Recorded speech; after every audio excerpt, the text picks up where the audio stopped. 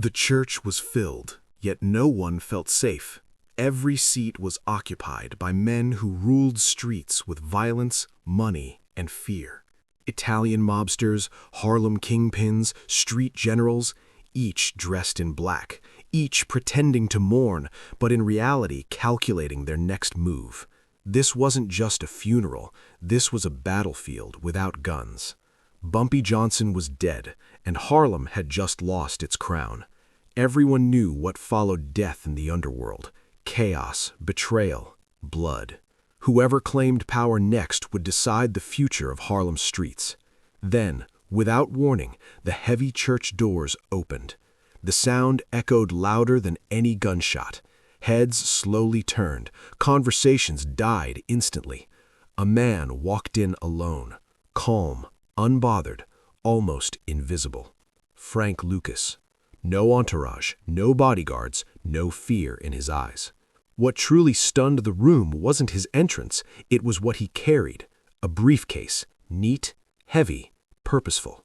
Inside that case was $100,000 in straight cash, an amount so bold, so aggressive, that it felt like an insult at a funeral. But Frank wasn't insulting anyone, he was sending a message. Money wasn't just currency here, it was language, and Frank Lucas was speaking fluently. He didn't raise his voice, he didn't threaten anyone, he didn't even look around for approval. He walked straight to the front, placed the money down, and paid for the entire funeral, every flower, every service, every cost, right in front of men who controlled millions. The room froze. Mobsters who had survived wars suddenly felt small, because this wasn't generosity, it was dominance. Frank Lucas wasn't honoring Bumpy Johnson, he was closing his chapter and opening his own. In that moment, everyone understood the truth they didn't want to accept. Power had already shifted. No vote was taken, no gun was fired, no argument was made, yet every man in that church knew Harlem had a new ruler. And Frank Lucas didn't ask for permission, he announced himself. After the cash was placed and the message was delivered, something far more powerful than applause filled the church. Silence. Not the respectful silence of mourning, but the dangerous kind, where every man is thinking the same thought, yet afraid to be the first to react. Eyes followed Frank Lucas as he stood there, calm and motionless, like a man who had already won a battle no one else realized had begun. The Italian mobsters understood immediately what many Harlem figures didn't, not yet. That briefcase of money wasn't about paying respects, it was about proving capability. In the underworld, money isn't impressive unless it appears effortlessly, and Frank had just shown that he could summon $100,000 in cash without blinking, without warning, without explanation. That kind of liquidity meant one thing: deep supply lines, serious organization, and absolute confidence. Men who once laughed at Frank as Bumpy's shadow now avoided eye contact, because shadows don't step into the light like that unless they're ready to burn everything behind them. As the service continued, whispers spread quietly through the pews. Who is backing him? Where is his muscle? How deep does his operation go? But the most unsettling question was the one no one dared to say aloud. What does Frank Lucas know that we don't? The truth was brutal.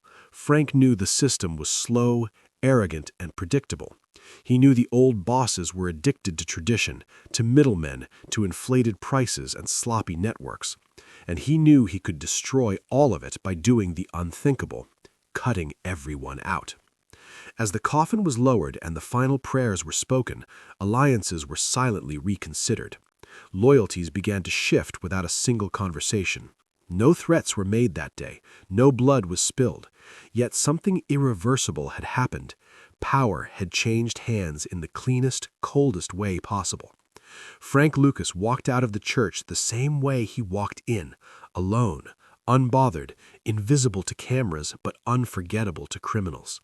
Behind him, men who once ruled Harlem sat trapped in their own thoughts, realizing too late that they weren't attending the end of Bumpy Johnson's era, they were witnessing the birth of something far more dangerous. and the streets of Harlem would soon feel the consequences of that silence. Frank Lucas had always been the man people overlooked, and that was his greatest weapon. For years, he moved quietly through Harlem, never flashy, never reckless, never hungry for attention. While other hustlers wore loud suits, gold chains, and flashy cars to announce their presence, Frank dressed plain and spoke less. Many believed he lacked ambition. Others thought he was simply loyal to Bumpy Johnson, a background figure who would disappear once the king was gone. But what no one understood was that Frank had spent years studying every weakness in the system. He watched how the Italian mob relied on layers of middlemen, how prices inflated as drugs passed from hand to hand, and how greed slowly eroded discipline. Frank learned that the real enemy wasn't law enforcement, it was inefficiency. He also understood something even more dangerous. Most powerful men mistake noise for strength. Frank never needed to shout. He never needed to threaten. He allowed his rivals to underestimate him because it kept them blind. After the funeral, whispers about Frank began spreading through the streets. Some called his move reckless, others believed he was bluffing, but the smartest men felt something worse: uncertainty. Because Frank Lucas didn't behave like someone chasing power, he moved like someone who already possessed it. While the old bosses argued over territory and clung to tradition, Frank went to work in silence. He started tightening his circle, testing loyalty, and eliminating waste. He didn't rush, he didn't celebrate. He treated the streets like a business that had been mismanaged for decades, and he intended to restructure it completely. Every decision was calculated, every risk measured. Frank understood that true power isn't seized in chaos, it's built patiently while others are distracted. By the time anyone realized what he was doing, it would already be too late. The funeral wasn't his beginning, it was merely his announcement. The real takeover had already started long before that church door opened. What separated Frank Lucas from every other man chasing power in Harlem was not violence, intimidation, or reputation, it was strategy. While the old bosses fought over corners and percentages, Frank looked beyond the streets and asked a question no one else dared to ask. Why are we paying so many people when the product comes from one source? The heroin flooding New York passed through countless hands before reaching the streets, and each hand demanded a cut. The Italians controlled imports, distributors marked up prices, and street crews fought over scraps. Frank saw madness where others saw tradition. He realized that tradition was nothing more than an excuse for inefficiency. So instead of competing inside the system, he decided to destroy the system itself. Frank traveled overseas, venturing into Southeast Asia, directly into regions controlled by war, corruption, and silence. Where others relied on contacts, Frank relied on presence. He sat face to face with suppliers, negotiated directly, and removed every unnecessary layer between source and street. This wasn't just risky, it was revolutionary. By controlling the supply at its origin, Frank gained something far more valuable than territory: leverage. Suddenly, he could sell purer product at lower prices while still making more money than anyone else. His rivals didn't understand how he was doing it. They only saw the results. Their customers were disappearing, their profits were shrinking, their control was slipping, and worst of all, they couldn't fight what they couldn't see. Frank didn't announce his takeover with bullets, he let economics do the killing. As his influence expanded quietly, the old empires began to collapse from the inside. By the time Harlem realized the rules had changed, Frank Lucas wasn't just playing the game, he had rewritten it entirely. Every empire needs a signature, and Frank Lucas found his in something the streets would never forget. He called it blue magic. Unlike the weak, overstepped product flooding Harlem, blue magic was different, stronger, cleaner, and deadly consistent. Frank understood that loyalty in the streets isn't built on respect or fear alone, it's built on reliability. When customers knew exactly what they were getting every time, they stopped shopping around. Blue Magic became more than heroin, it became a brand. Dealers lined up for it, users demanded it, and competitors feared it. Frank priced it lower than everyone else, not because he was desperate, but because he could afford to. By cutting out the middlemen, his costs were lower and his profits were higher. It was a business move disguised as generosity, and it devastated his rivals. Crews that had survived decades were suddenly unable to compete. Some tried to copy his product, others tried to intimidate his dealers. None of it worked. Blue Magic spread like a virus through Harlem and beyond, quietly replacing old loyalties with new addictions. Frank didn't need to threaten anyone. His product spoke for him, and every time a rival's operation collapsed, it sent the same message: resistance was pointless. The streets had chosen their supplier, and that supplier was Frank Lucas. As Blue Magic tightened its grip on Harlem, something unusual happened. Violence didn't increase, it disappeared, at least on the surface. Frank Lucas didn't rule through chaos, he ruled through order. Unlike other bosses who relied on fear to control their crews, Frank relied on discipline. He demanded silence, precision, and obedience. No flashy cars, no loud clubs, no unnecessary attention. He warned his people that the moment they attracted heat, they became liabilities, and liabilities were removed. Frank understood something most criminals never did.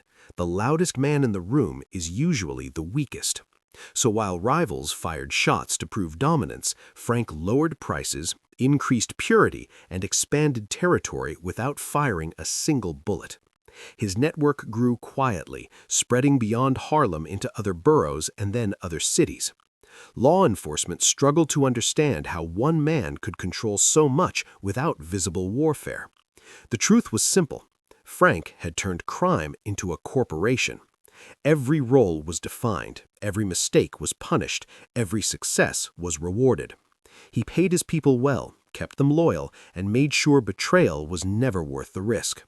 Street bosses who once laughed at his quiet nature now feared it, because silence meant planning, and planning meant inevitability. By the time anyone tried to challenge him directly, Frank Lucas had already won in ways they couldn't undo. He wasn't just controlling territory, he was controlling outcomes. And that kind of power didn't announce itself, it simply existed, undeniable and absolute. Frank Lucas wasn't just building power. He was commanding respect from men who had ruled Harlem for decades. The old guard, the Italian mobsters, longtime Harlem bosses, and street legends watched him closely. Many had tried to intimidate him after Bumpy's funeral, thinking he was reckless or desperate. But Frank never reacted with anger or fear. He simply continued his work, quietly taking control of supply, territory, and loyalty. Slowly, even the toughest men realized that Frank Lucas was different. He didn't need to prove himself with threats or murders. His results spoke louder than any gunshot. Every shipment of Blue Magic that arrived on the streets without a hitch, every crew that paid exactly what they owed, and every dealer who stayed loyal without hesitation was a demonstration of power that even the most hardened mobsters couldn't ignore. They began to bow, not because they feared him, but because they recognized efficiency, intelligence, and ruthlessness when they saw it. In meetings, they deferred to him. In negotiations, they compromised. And on the streets, his word became law. Frank's rise was unique. It was methodical, invisible, and undeniable. While others relied on chaos to make themselves feared, Frank relied on precision to make himself respected. By the time anyone dared to challenge him, it was already too late. They were dealing with a man who had mastered both the streets and the psychology of power. His empire wasn't built overnight, but when it was complete, it left no room for doubt. Frank Lucas had become Harlem's uncontested king. Frank Lucas understood that power without loyalty was meaningless. In the underworld, friends are temporary and alliances are fragile. That's why he built his empire on contracts of trust, reinforced by both reward and consequence. Dealers, couriers, and middle managers knew that loyalty wasn't just expected, it was mandatory. But Frank's approach was subtle. He paid his people better than anyone else, provided protection, and rewarded obedience generously. At the same time, betrayal was not tolerated.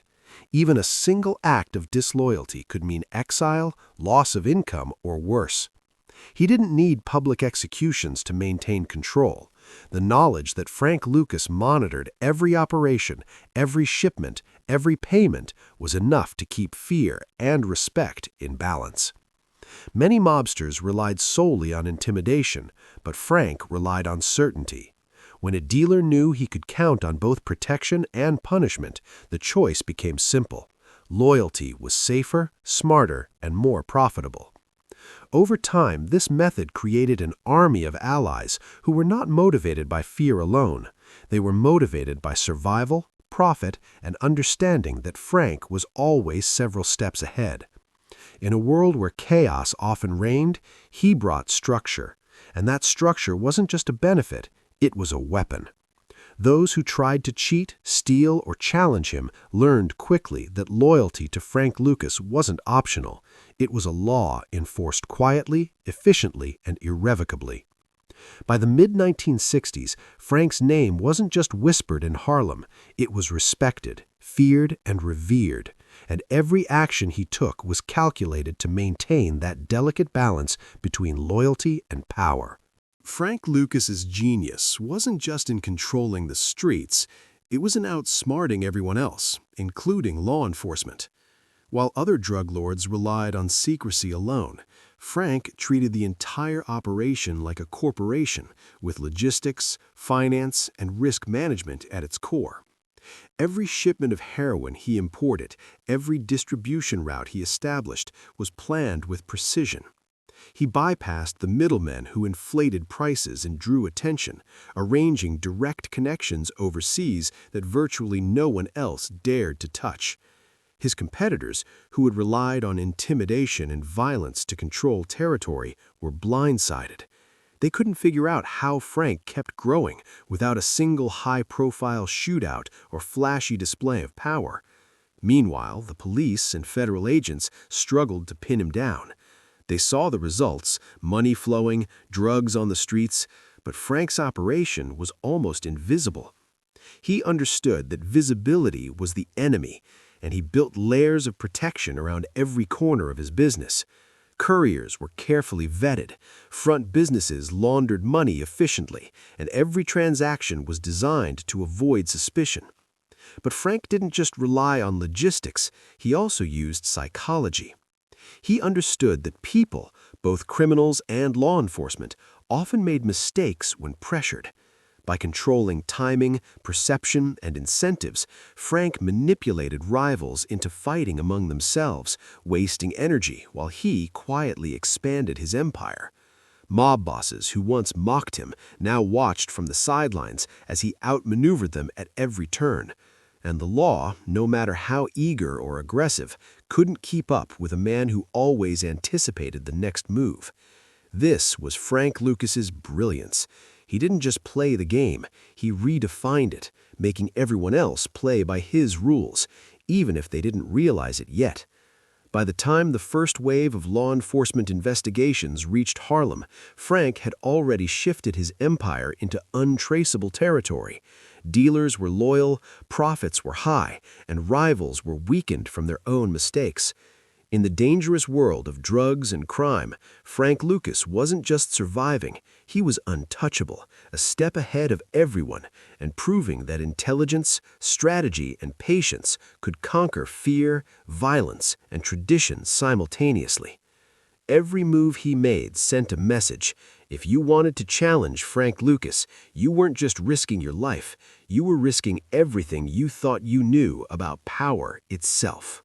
By the late 1960s, Frank Lucas's influence was no longer confined to Harlem.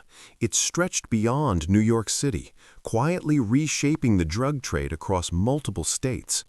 What made Frank unique wasn't just his control over territory, it was his ability to scale his operations while maintaining complete dominance at the local level. Unlike other crime bosses who expanded recklessly and invited attention, Frank's growth was methodical, almost surgical. Each new city, each new neighborhood was carefully analyzed before he sent trusted lieutenants to establish networks. Blue Magic, the heroin that had earned him the loyalty of Harlem, became the gold standard in markets far beyond the boroughs. Dealers and users in Philadelphia, Newark, and Boston began to demand the same product, creating a rippling effect that threatened older, entrenched crime families. Competitors tried to strike back with violence, intimidation, and sabotage, but Frank had anticipated every move. His direct source importation, combined with rigorous distribution control, made him almost untouchable.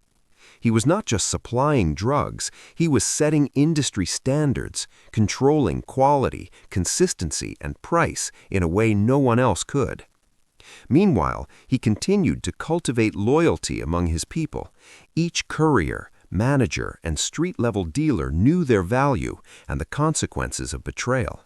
Frank's empire relied on predictable order, not chaos, and it worked.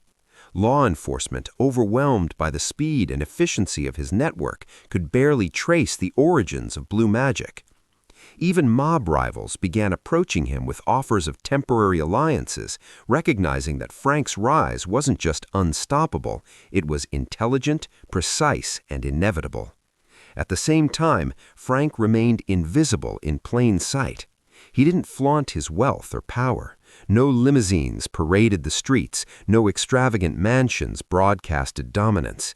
His empire was measured not by appearance, but by control. The streets, the profits, the loyalty of hundreds, and the silent fear in the eyes of men who had once believed they were untouchable. By the end of this expansion, Frank Lucas had transformed from a local figure into a national power, commanding respect, fear, and admiration across the East Coast. And all of it began with a single bold move at Bumpy Johnson's funeral, a move that announced without a single shot fired that a new king had arrived. No empire, no matter how brilliantly constructed, is immune to betrayal and law enforcement pressure, and Frank Lucas's was no exception. By the early 1970s, the immense wealth and power he commanded had drawn attention not just from rivals, but from federal authorities hungry to make an example. Frank had always operated with discipline, minimizing exposure, but the stakes had grown too high. Some of his closest associates, tempted by greed or coerced by the government, began to provide information, unraveling parts of his network. Frank Lucas was smart. He anticipated disloyalty and had contingency plans, but even he couldn't control every variable. Courtrooms, wiretaps, and sting operations became the new battlegrounds, replacing the streets where he had excelled. Despite these challenges, Frank maintained a level of composure that would become legendary. He faced betrayal with cold calculation, never panic, never public despair. Every arrest, every court hearing, and every informant was handled strategically, often turning potential disaster into leverage against rivals and enemies alike. Yet the pressure mounted.